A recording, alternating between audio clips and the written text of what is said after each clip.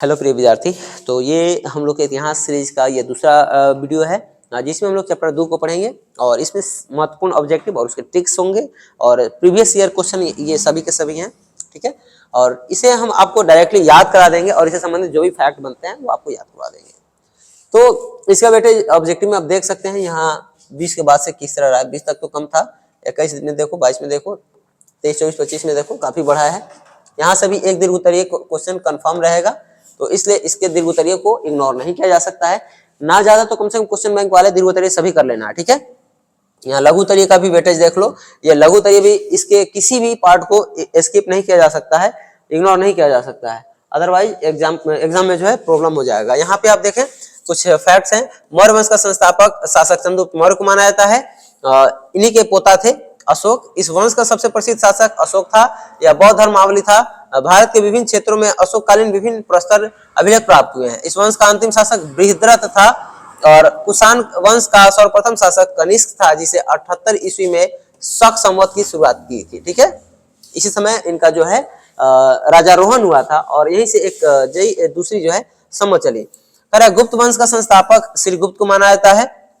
इस वंश में समुद्रगुप्त, चंद्रगुप्त द्वितीय, विक्रमादित्य, स्कंदगुप्त आदि कई शासक हुए। समुद्रगुप्त को भारत का नेपोलियन कहा जाता है। चंद्रगुप्त द्वितीय के दरबार में नवरत्न रहते थे, जैसे कि अकबर के दरबार में रहते थे, यहाँ भी चंद्रगुप्त मौर्य जो द्वितीय थे उनके दरबार में रहते थे। स्कंदगुप्त के एरन अभिलेख किसका है? तो स्कंदगुप्त का है। 510 ईस्वी से हमें भारत की पहली बार सती प्रथा के अभिलेख का साक्ष्य मिलता है। तो गुप्त काल से सती प्रथा के जो साक्ष्य हैं वो प्राप्त होते हैं। और किस अभिलेख से? तो एरन। अब इसको याद कैसे करें? ए राम बेचारी सती हो गई। अब मान लो कि कोई छोटी उम्र की कन्या थी, उसके पति मर गए और वो जा रही है सती होने, तो आपके मुंह से क्या निकलेगा? हे राम, ए राम बेचारी सती हो गई, तो ए राम। ठीक है, तो एरन, ए राम, एरन अभिलेख से सती प्रथा का साक्ष्य सबसे पहले मिलता है। याद रखना है, एरन अभिलेख से सती प्रथा का साक्ष्य सबसे पहले मिलता है, याद रखना है। आगे है 16 महाजन पदों के सबसे शक्तिशाली महाजन पद कौन था? तो सबसे जो शक्तिशाली महाजन पद था वो था मगध सबसे शक्तिशाली महाजन पद था और 16 महाजन पद थे। 16 महाजन पदों का उल्लेख बौद्ध धर्म और जैन धर्म, दो धर्म के किताबों से प्राप्त होता है। ठीक है, अंगुत्तर निकाय और भगवती सूत्र। अंगुत्तर निकाय और भगवती सूत्र। अंगुत्तर निकाय और भगवती सूत्र। भगवती सूत्र जैन धर्म की किताब है और ये जो है बौद्ध धर्म का किताब है और यहीं से ये साक्ष्य मिलता है 16 महाजन पद का। जनपद शब्द का शाब्दिक अर्थ क्या है? जनपद का अर्थ होता है जहां लोग रहते हैं या जहां लोग निवास करते हैं। अगर आपको पता है तो आप इसका आंसर हमसे पहले भी आप लोग दे सकते हैं और देंगे। इससे आपका कॉन्फिडेंस भी बिल्डअप होगा, आपको पता चलेगा कि आपको कौन याद नहीं है और कौन याद है। वजी को साप्ताहिक ग्रंथों में, साप्ताहिक पढ़ रहे हैं, सामाजिक ग्रंथों में क्या कहा गया है? गणसंघ, गणतंत्र, गणराज या इनमें सभी। तो जो वजी था, वजी क्या था? जो वजी था उसको क्या कहा गया है? जल्दी बता दीजिए, वजी को क्या कहा गया है? जो वजी था इसको क्या कहा गया है? तो ये गणतंत्र था। ठीक है, या गणसंघ भी कई जगह पर लिखा हुआ मिलता है। आपको जो है ये राजतंत्र तो नहीं होगा, इनमें सभी भी नहीं होगा। आपको जो है वजी को जो है गणसंघ में लगा देना है। ठीक है, गणसंघ में लगा दीजिएगा। आगे है किस भारतीय शासक को नेपोलियन की संज्ञा दी गई है? नेपोलियन से तुलना किसकी कराई गई है? जो मतलब भारत का कौन सा शासक था जिसको नेपोलियन से तुलना कराई गई? तो कुछ देर पहले हमने देखा था कि भारत के एक राजा थे, चंद्रगुप्त मौर्य थे या समुद्रगुप्त थे या कनिष्क थे या हर्षवर्धन थे, तो वो थे समुद्रगुप्त थे, जिनकी तुलना जो है नेपोलियन से कराई गई है। कनिष्क का राजारोहण कब हुआ था? तो ये जो राजारोहण है 78 ईस्वी में हुआ था और इसी दिन से एक नई कैलेंडर की शुरुआत हुई और उस कैलेंडर का नाम था, कौन सा नाम था जी? क्या नाम था? जल्दी बता दो। अभी कुछ देर पहले हम लोग देखे भी हैं, यहाँ पर देख सकते हैं आप लोग कि हमने यहाँ पे देखा था। कहाँ गया जी? 78 ईस्वी में इन्होंने एक नया कैलेंडर चलाया, शक संवत, क्योंकि इस समय इनका जो है राजारोहण हुआ था। तो यहाँ पर हो जाएगा 78 ईस्वी में इनका क्या हुआ था? राजारोहण हुआ था। और कौन सी संवत चली थी? शक संवत। प्राचीन भारत में धर्म की शुरुआत किस शासक ने किया था? धर्म की शुरुआत जो है वो अशोक थे, जो चंद्रगुप्त मौर्य के पोता थे। चंद्रगुप्त मौर्य के बेटा अशोक, इन्होंने धर्म की शुरुआत की और बौद्ध धर्म का प्रचार भी किया। अशोक जो थे वो श्रीलंका में अपने बेटा बेटी को भेजे थे, जिनका नाम महेंद्र और क्या था जी, एक जल्दी बता दो, बेटी थी संघमित्रा। ठीक है, बेटा था महेंद्र और बेटी थी संघमित्रा। कहाँ गए जी इसका, अशोक अशोक अशोक अशोक सी। गुप्त वंश के किस शासक को भारत का नेपोलियन कहा जाता है, फिर से रिपीट हुआ, तो वो थे कौन, जल्दी बता दीजिए, चंद्रगुप्त, समुद्रगुप्त, स्कंदगुप्त या कुमारगुप्त। जो गुप्त वंश के कौन से शासक थे, जल्दी बताओ जी, गुप्त वंश के कौन से शासक थे, तो वो थे समुद्रगुप्त। ठीक है, मेगास्थनीज कौन था, तो मेगास्थनीज जो है अशोक के बाबा के ससुराल से आया था, मतलब अभी अशोक नहीं थे, इनके जो बाबा यानी चंद्रगुप्त मौर्य थे, इन्होंने विवाह किया सेल्यूकस निकेटर के बेटी हेलेना से, और उसी का साथ मेगास्थनीज आया था। इसने एक किताब लिखा जिसका नाम था इंडिका नामक जो बुक है वो किसने लिखा, तो वो लिखा था मेगास्थनीज ने लिखा इंडिका। कहाँ गया जी, ये राजदूत था। ठीक है, यूनान से आया था, ये भी याद रखिएगा, यूनान का राजदूत था और सेल्यूकस निकेटर के दरबार से आया था, और सेल्यूकस निकेटर जो था वो किसके दरबार से किसका मंत्री था, तो सेल्यूकस निकेटर सिकंदर का मंत्री था। वही सिकंदर जिसके बारे में आज भी बच्चे कहते हैं जो जीता वही सिकंदर, उस सिकंदर का मंत्री था सेल्यूकस निकेटर, जो बाद में राजा बना, और उसकी बेटी से जो है चंद्रगुप्त मौर्य ने विवाह किया, क्योंकि चंद्रगुप्त मौर्य ने सेल्यूकस निकेटर को हराया था। ठीक है, तो यूनान से आया था ये राजदूत बन करके मेगास्थनीज, और यहाँ आकर के बिहार के, इंडिया के बारे में, मगध के बारे में लिखा, और उस किताब का नाम था, क्या नाम था जी, जल्दी बताओ। ठीक है, तो क्या नाम था उसका, हाँ ठीक है, तो यहाँ पर जो है उसका नाम हो जाएगा, नाम क्या हो जाएगा, इंडिका। गुप्त काल में कौन चीनी यात्री भारत आया, देखो दो है, एक है वेनसांग, अच्छा यहाँ पे है भी वेनसांग, और एक है फायान। तो यहाँ पर दोनों में बच्चे कंफ्यूज रहते हैं कब आया, तो वेनसांग, वेन अगर इंग्लिश को कहें, अगर वेन सांग, कब गाओगे, अब इसको रियल मत समझ लो, बस ट्रिक बता रहे हैं, कब गाओगे, जब खुशी बढ़ेगी, खुशी माने हर्ष, अब बढ़ेगी मतलब वर्धित होगी, बढ़ेगी, वर्धन माने बढ़ना होता है, तो हर्ष वर्धन। वेन सांग किसके काल में आएगा, हर्षवर्धन के काल में, हर्षवर्धन, जब हर्ष बढ़ेगा, खुशी बढ़ेगा तो गाएंगे वेन सांग, जब गाएंगे तब गाएंगे, और ये जो हो जाएगा ये गुप्त काल में हो जाएगा फायान, यानी फायसना चुपे चापे चला आया, फायसना, फायान, फायसना गुप्त रूप से आ गया, फायान गुप्त काल में आया फायान। ठीक है, और वेनसांग तो हर्षवर्धन। अर्थशास्त्र के जो लेखक हैं वो कौन है, अर्थशास्त्र के लेखक अशोक के बाबा के मित्र यानी कि चंद्रगुप्त मौर्य के मित्र थे, या यूं कहो गुरु थे, या यूं कहो प्रधानमंत्री थे। इनका नाम था कौटिल्य या चाणक्य या विष्णुगुप्त। इनका नाम था कौटिल्य या चाणक्य या विष्णुगुप्त। ठीक है, और ये अशोक के दादा यानी कि चंद्रगुप्त मौर्य के मंत्री थे, गुरु थे, या यूं कह सकते हो प्रधानमंत्री भी थे।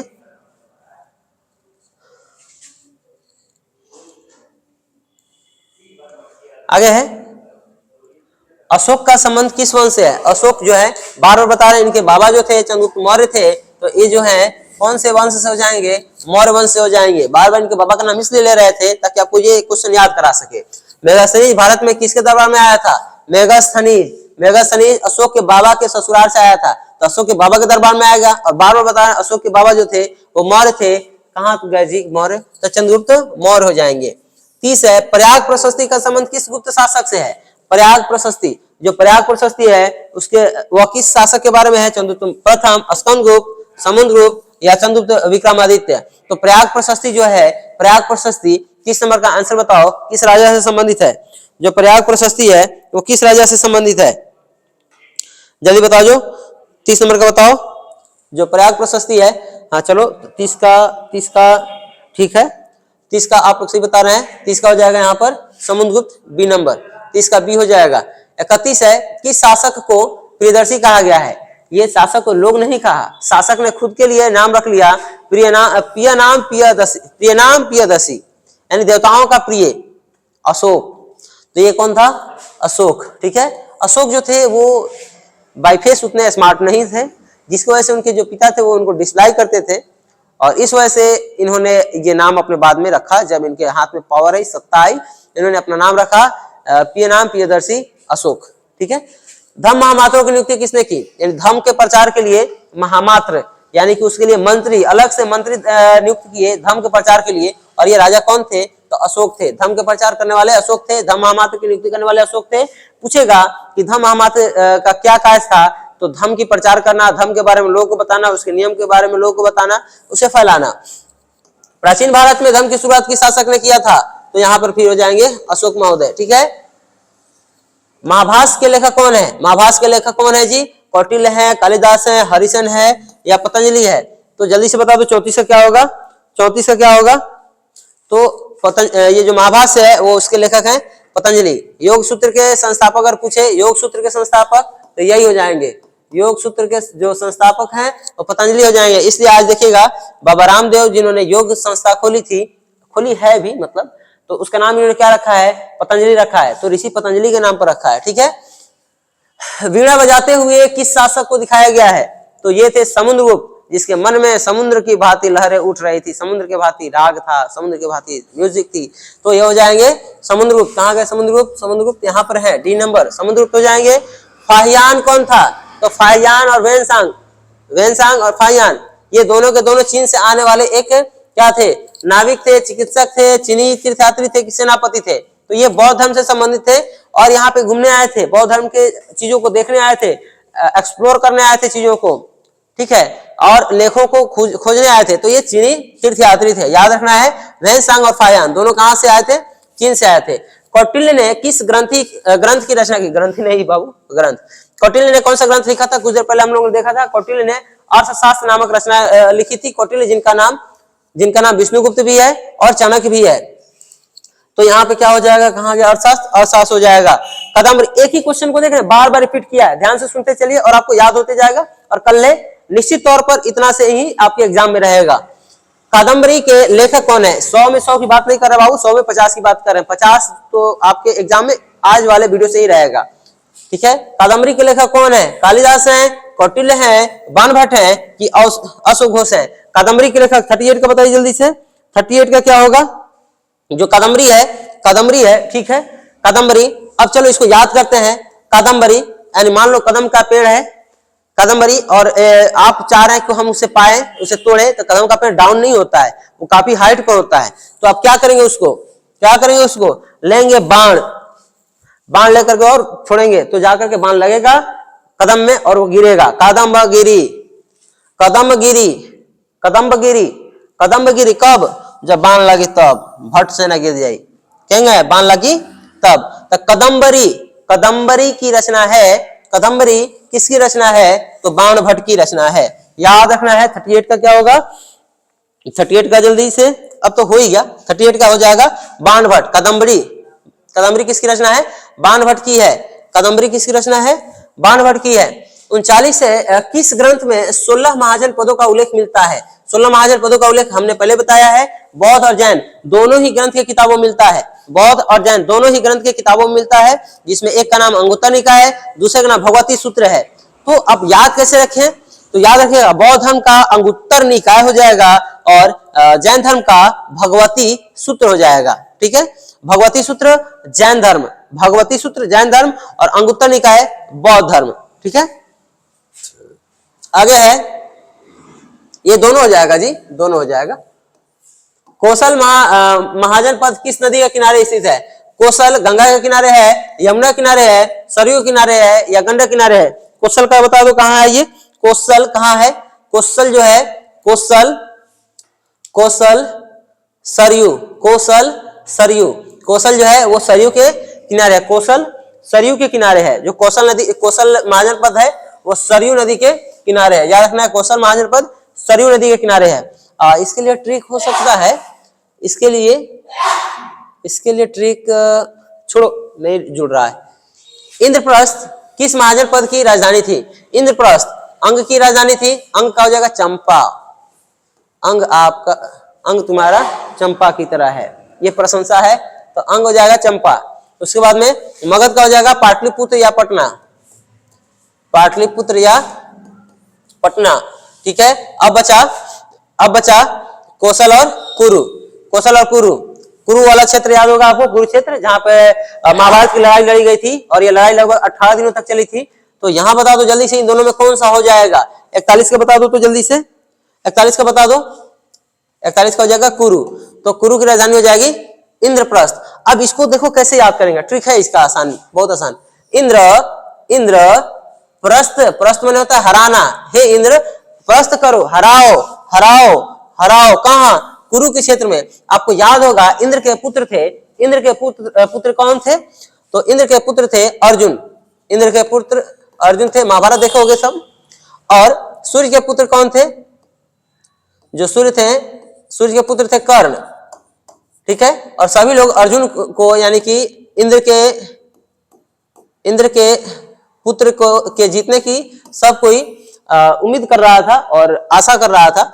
तो इंद्र के पास जो है दूसरा कोई चारा नहीं था। इंद्र को कहा गया कि हराओ, तो इंद्र जाते हैं सुबह में और सुबह सुबह कर्ण से जो है उनके कवच कुंडल मांग लेते हैं। तो बेचारा इंद्र जो कर्ण है वो क्या हो जाते हैं, लास्ट में हार जाते हैं।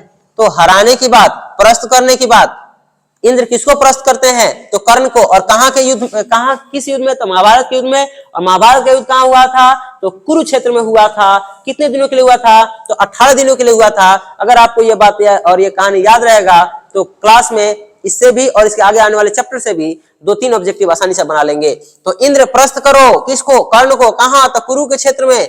तो कुरुक्षेत्र कहां हो जाएगा? इंद्रप्रस्थ। इंद्रप्रस्थ जो था उसकी राजधानी थी कुरुक्षेत्र, इंद्रप्रस्थ की राजधानी कुरुक्षेत्र। ठीक है, आगे है मौर्य वंश की स्थापना किसने किया था? तो अशोक के बाबा चंद्रगुप्त मौर्य। नाम से भी आप यहाँ पे गेस कर सकते हैं, चंद्रगुप्त मौर्य हो जाएंगे। तो यहाँ पर चंद्रगुप्त मौर्य हो जाएगा। अशोक के अभिलेख किस भाषा में है? जो अशोक है इनका अभिलेख किस भाषा में है? संस्कृत में। ना बाबू ना, ये संस्कृत में नहीं लिखवाते थे, क्योंकि उस समय की जो जनरल भाषा थी, लोगों की आम बोलचाल की भाषा, उसमें लिखवाते थे। हिंदी नहीं, हिंदी नई भाषा है, बहुत पुरानी भाषा नहीं है। तो क्या हो जाएगा? प्राकृत भाषा हो जाएगा कि तमिल हो जाएगा? तो अशोक जो थे वो पटना के, इधर के, अशोक के बाबा अशोक की लोग जो था इधर का था लोग, उत्तर भारत का। और ये दक्षिण भारत में तमिल चलता है, उत्तर भारत में तमिल नहीं चलता है। यानी कुल मिला के हमारे पास एक ही को बचा, प्राकृत भाषा। याद रखिएगा, जो अशोक के बाबा थे वो अपने जो अभिलेख लिखवाते थे, चाहे अशोक ही खुद चंद्रगुप्त मौर्य हो गए चाहे अशोक हो गए, ये लोग अपना भाषा क्या रखता था? तो प्राकृत भाषा रखता था, और ये उस समय की प्रचलित भाषा थी। मौर्य काल में न्यायिक अधिकारी कौन था?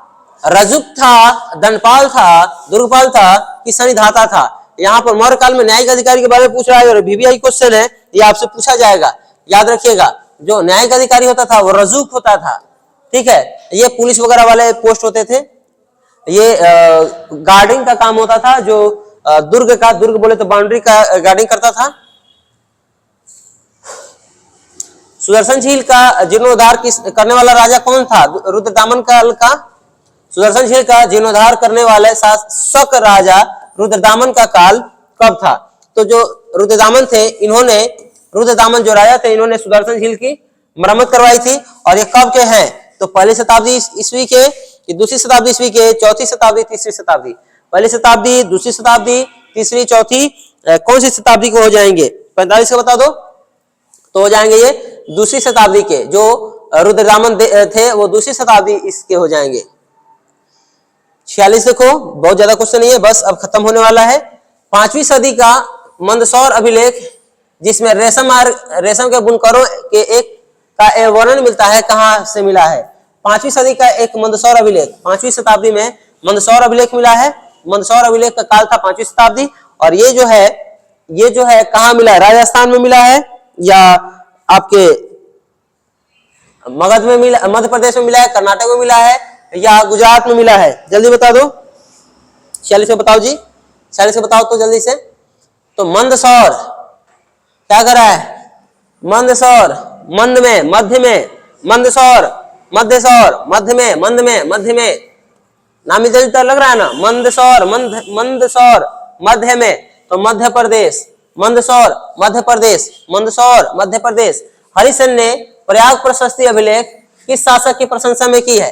प्रशस्ति का मतलब होता है प्रशंसा में लिखा गया, तो हरिसेन ने लिखा था प्रयाग प्रशस्ति। सबसे पहला ऑब्जेक्टिव याद रखना है, प्रयाग प्रशस्ति के रचनाकार कौन है? तो प्रयाग प्रशस्ति के रचनाकार है हरिसेन। हरिसेन प्रयाग प्रशस्ति। ठीक है, तो प्रयाग प्रशस्ति के रचनाकार हैं हरिसेन। किस राजा की इसमें विशेषता मतलब बड़ाई किए हैं? अशोक के, चंद्रगुप्त मौर्य के, समुद्रगुप्त के प्रभावती गुप्त के। 47 का बताओ तो जल्दी से। 47 का क्या होगा यहाँ पर? तो 47 का यहाँ पर हो जाएगा समुद्रगुप्त। ठीक है, हरिसेन, हरिसेन प्रयाग प्रशस्ति, हरिसेन प्रयाग प्रशस्ति लिखे हैं समुद्रगुप्त की। अब इसको कैसे याद करें?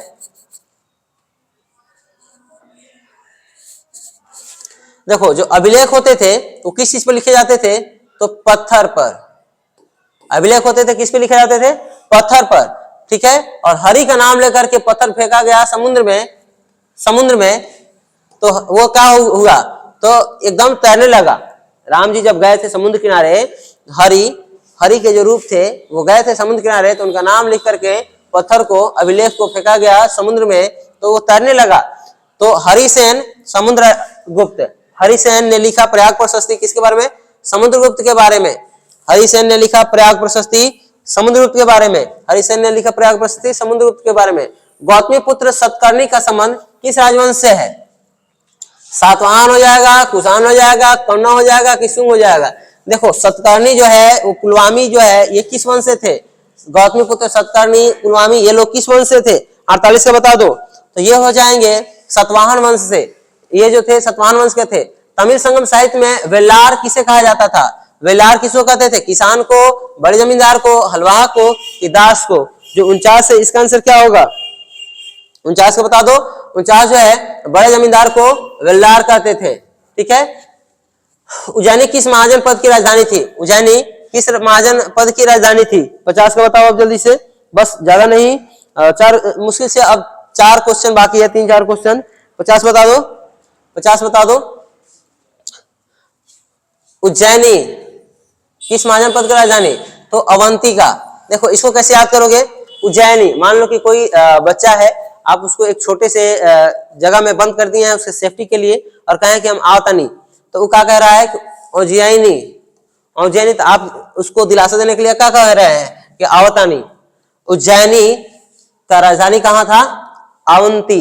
उज्जैनी, आवतनी, अवंती। उज्जैनी, आवतनी, अवंती। ठीक है, तो उज्जैनी की राजधानी कहाँ थी? अवंती थी। कुषाण शासक अपने नाम के आगे कौन सी उपाधि लगाते थे? जो कुषाण शासक थे वो क्या लगाते थे? तो वो लगाते थे देवपुत्र की स्वर्गपुत्र, देवराज की विक्रमादित्य। ये तो गुप्त वाला लगाता था लोग,